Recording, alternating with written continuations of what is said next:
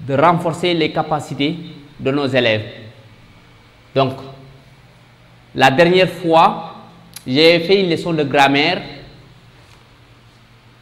au niveau des classes de CM2. Et je vais continuer aujourd'hui. Donc, la dernière fois, j'avais vu les termes de la phrase et j'avais mis le focus sur le sujet. Aujourd'hui aussi, je vais continuer avec les termes de la phrase tout en mettant également le focus sur le sujet. Ensuite, partant maintenant de ce verbe du moins, donc aujourd'hui, donc voir le verbe, et partant maintenant de ce verbe, essayer de voir les différents groupes. Essayer de classer les verbes en groupe. Donc, je m'en vais en donnant une phrase. Maman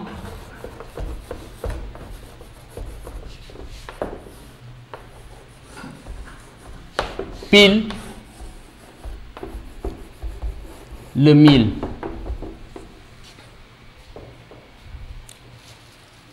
Maman pile le mil. Quand on regarde cette phrase, on peut essayer de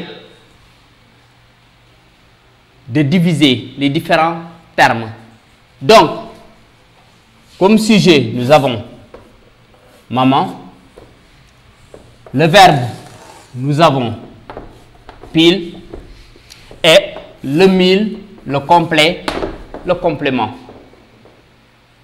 Donc, ici, maman est le sujet.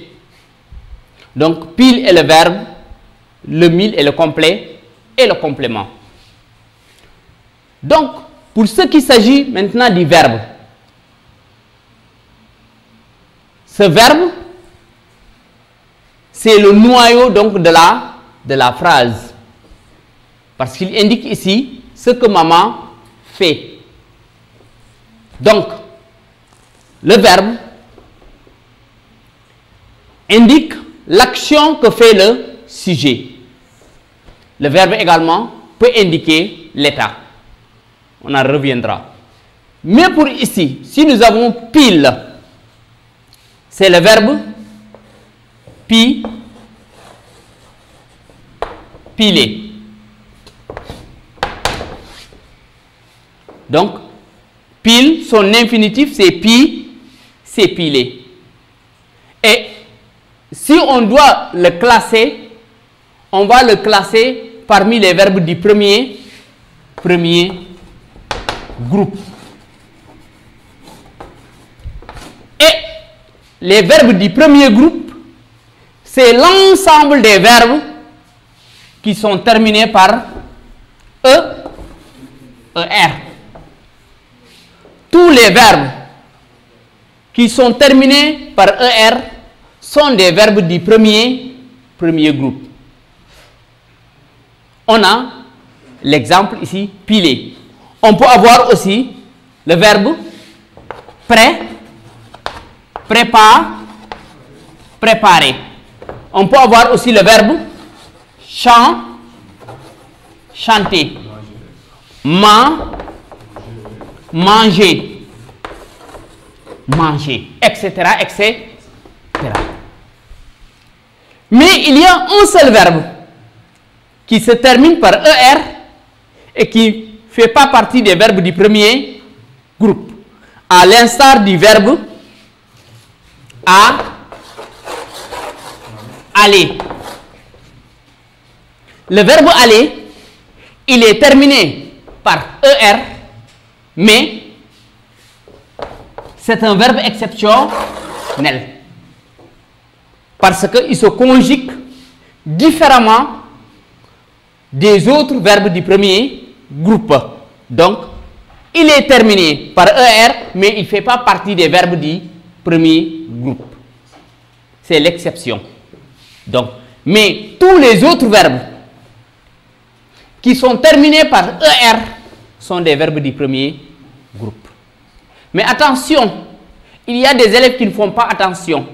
Ils peuvent voir un mot qui est terminé par ER et croire que ce mot est un verbe. Par exemple, gardien.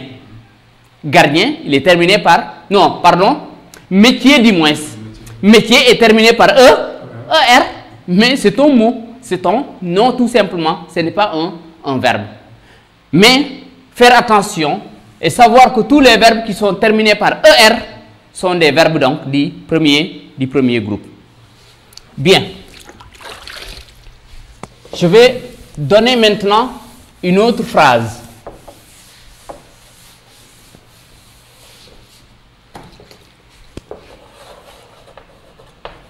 La voiture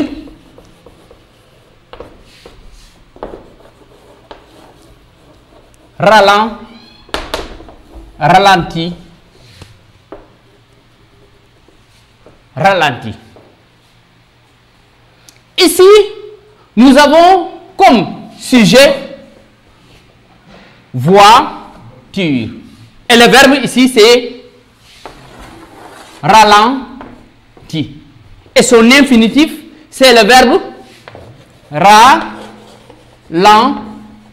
ralentir.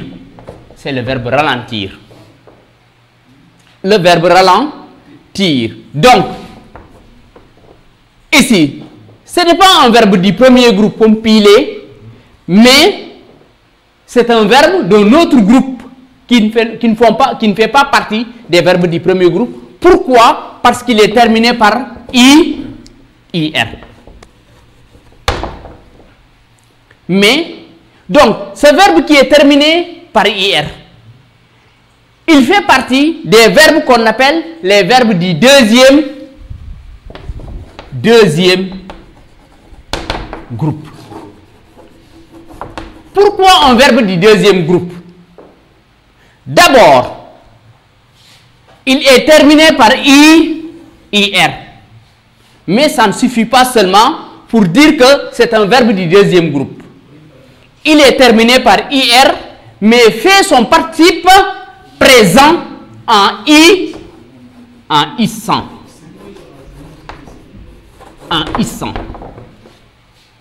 Donc, tous les verbes qui sont terminés par IR et ayant du moins le participe ou en faisant le participe présent en ISant sont des verbes du deuxième groupe.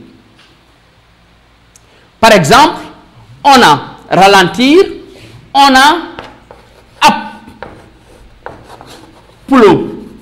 applaudir, le verbe finir, le verbe bondir, etc., etc. Donc, ralentir, on peut dire, il est terminé par IR et fait son participe présent en ISant, ralentissant. Applaudir, applaudissant. Finir, finissant. Bondir, bondissant. Réfléchir, réfléchissant. Fléchir, fléchissant. Donc, tous les verbes, l'ensemble des verbes qui sont terminés par IR et faisant leur participe présent en ISant sont des verbes du deuxième groupe. Mais il y a un dernier groupe.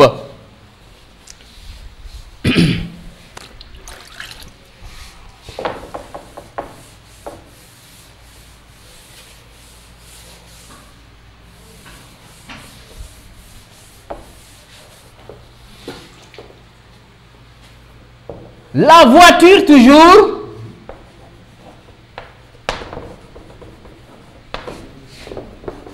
sort de la gare routière. La voiture sort de la gare routière. Ici, nous avons comme sujet la voiture, le verbe sort et de la gare routière, ici complément. Donc, ici, on a sort qui est le verbe. Et quel est son infinitif? C'est sortir.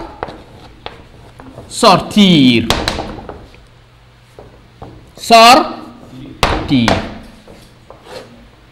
On avait dit tout à l'heure que l'ensemble des verbes qui sont terminés par IR et faisant le participe présent en ISAN sont des verbes du deuxième groupe. Mais ici, nous avons un verbe qui est terminé par IR.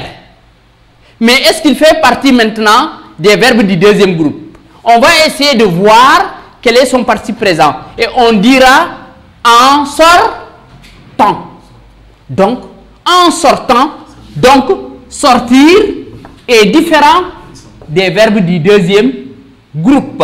Parce que les verbes du deuxième groupe font leur participe présent en ISAN, mais ici on a sortant. Donc sortir ne fait pas partie ni du premier groupe, ni du deuxième groupe, mais il fait partie des verbes du troisième groupe. Il est terminé par IR, mais il ne répond pas aux conditions, n'est-ce pas, des verbes du deuxième groupe. Donc, c'est un verbe du troisième groupe. Et donc, on peut dire également que les verbes du troisième groupe, c'est l'ensemble des autres verbes qui ne font pas partie du premier groupe, ni du deuxième groupe. Donc, on peut dire que tous ces verbes-là qui restent sont des verbes du troisième groupe. À l'instar des verbes en ir et faisant leur participe présent différent de ISAN, les verbes en dre, les verbes en tre, les verbes en re, les verbes en oir, les verbes en ir toujours, etc., etc. On a sortir, par exemple, venir, venir et ses dérivés, comme subvenir, devenir, entre autres. Les verbes en dre, attendre, détendre, vendre, entre autres. Les verbes en tre, par exemple, mettre, reconnaître, naître, paraître. Les verbes en re, comme voir, en oir, voir, vouloir. Les verbes comme voir, par exemple. Les verbes en ir, comme écrire, comme le verbe également faire, en faire, entre autres. Donc, tous les autres verbes qui ne font pas partie ni du premier ni du deuxième groupe sont des verbes du troisième groupe. Donc, ainsi, nous avons trois groupes en conjugué, en conjugaison. OK? Et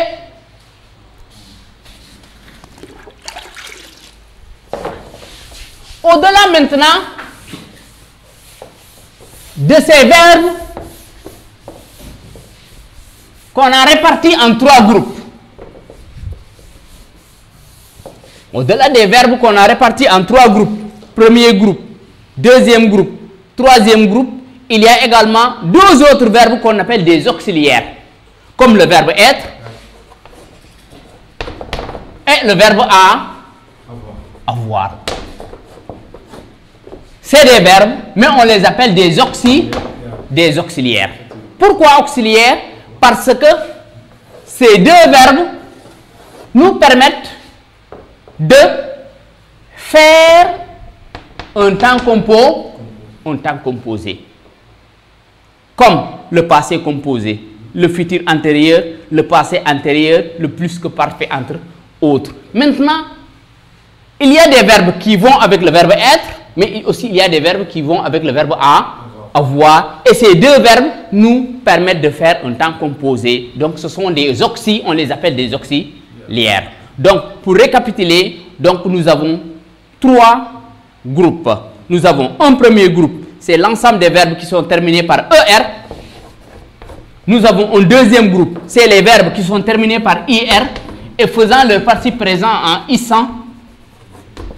Et les verbes du troisième groupe, c'est l'ensemble des autres verbes qui restent. Donc, tous les verbes qui ne font pas partie ni du premier ni du deuxième groupe sont des verbes donc, du troisième groupe. Donc, aujourd'hui, on va se limiter à ça et la prochaine fois, on va voir autre chose. Merci de votre attention. Voilà, donc, merci M. Cham. Je vais présenter cette prestation. C'est le niveau du CM2. Ça peut-être, comme je l'avais dit, les élèves qui font le CM2 sont entrés maintenant J'espère qu'ils sont en train de suivre. C'est ça. Oui, parce que ça fait l'occasion, hein, parce que vous êtes un enseignant, un professeur. Ok, c'est ça. Voilà, c'est bien. Merci. Donc, merci, monsieur. Donc, vous pouvez maintenant continuer. On va donc passer à monsieur Bass pour qu'il puisse nous présenter une leçon maintenant en mathématiques. Merci.